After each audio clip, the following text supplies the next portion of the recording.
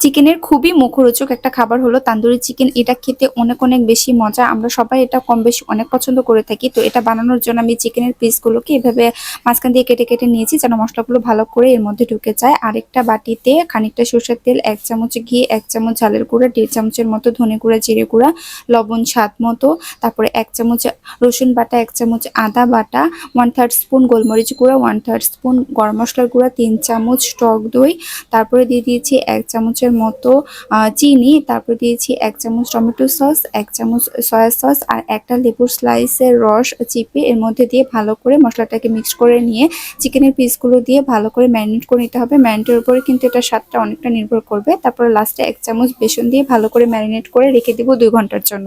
2 ঘন্টা হয়ে গেলে একটা পাত্রে তেল দিয়ে আমি এখন চিকেনের পিসগুলো ভাজতে দিয়ে দিব। 20 থেকে 25 মিনিটের মতো এটাকে রান্না করে নিতে হবে একদম লো আঁচে। এভাবে উল্টিয়ে পাল্টে দিতে হবে 6 থেকে 7 মিনিট পর পর। আর এভাবে আমি খুন্তিতে দেখছিলাম আসলে এটা সিদ্ধ হয়েছে কিনা। আমারটা একদম পারফেক্টলি ভাবে হয়েছে। এরকম একটা কালার চলে আসলে বুঝবেন যে আপনার চিকেন তান্দুরি একদম রেডি। এখন যে কড়াইয়ে লেফট ওভার গুলো তেল ছিল সেটা আরেকটা পাত্রে ট্রান্সফার করে যে মশলাগুলো বেঁচে গিয়েছিল ওটাতে ভালো করে কষিয়ে নিয়ে আরেকটু পানি দিয়ে মশলাটাকে আরেকটু কষিয়ে নিয়ে একটা পেঁয়াজ আর একটা কাঁচামরিচ হওয়ার আগে দিয়ে একটা মশলা রেডি করে নিয়েছি চিকেন তান্দুরির সাথে খাওয়ার জন্য। মশলাটা আপনারা এর উপর দিয়ে ছড়িয়ে দিতে পারেন। আমি কিছু ছড়িয়ে দিয়েছি আর কিছুটা রেখেছি বাকিটা রুটির সাথে খাওয়ার জন্য, মানে নান রুটির সাথে খাওয়ার জন্য। আপনারা এটা পরোটার সাথে খেতে পারেন, ফ্রাইড রাইসের সাথে খেতে পারেন, নান রুটির সাথে খেতে পারেন।